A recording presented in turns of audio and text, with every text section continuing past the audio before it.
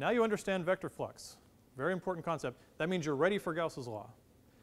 Now, I don't want to go on in Gauss's law unless you really understand vector flux. So if you feel still not sure about vector flux, stop this video and go back and watch vector flux again. Okay, I want 80% of you to stop the video and go back. I mean, we have the stats. Okay, I'm going to track it. And if 80% of you don't go back, I'm going to be really annoyed. Okay, so let me stop, go back. Okay, you stayed. You better understand vector flux. Okay, because here we go. This is Gauss's law. Okay, here we go. Gauss's law.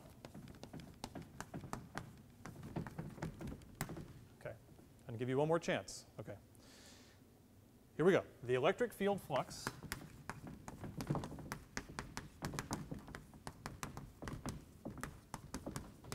you know what that means, right? The electric field flux through a closed surface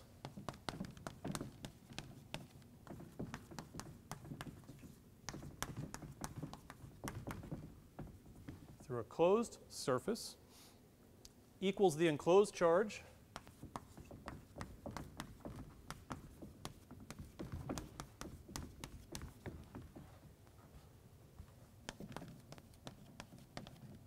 divided by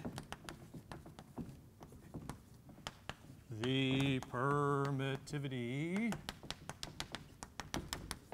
of free space. Gauss's law. This is one of the first that you're going to learn of Maxwell's equations. So extremely important. You must understand it. You must know vector flux first. So there are a couple ways we can write Gauss's law. First is like this. That is what? Yes, that's the electric field vector flux. Must understand that.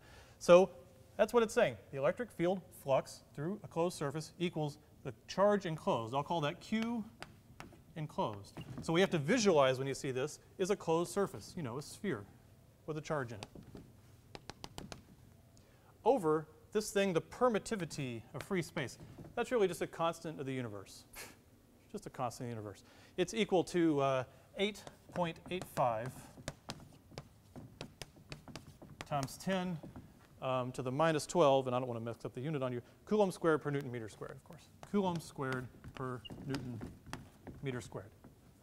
You don't have to memorize the units of the permittivity of free space, but you have to understand vector flux.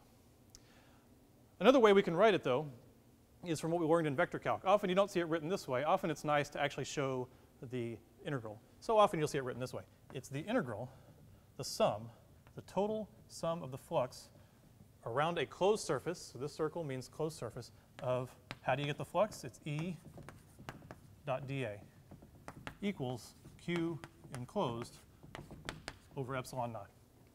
And when you write it this way, you can see the closed surface on both sides. You can see the integrals over a closed surface, and the Q, it's the charge enclosed inside that same surface.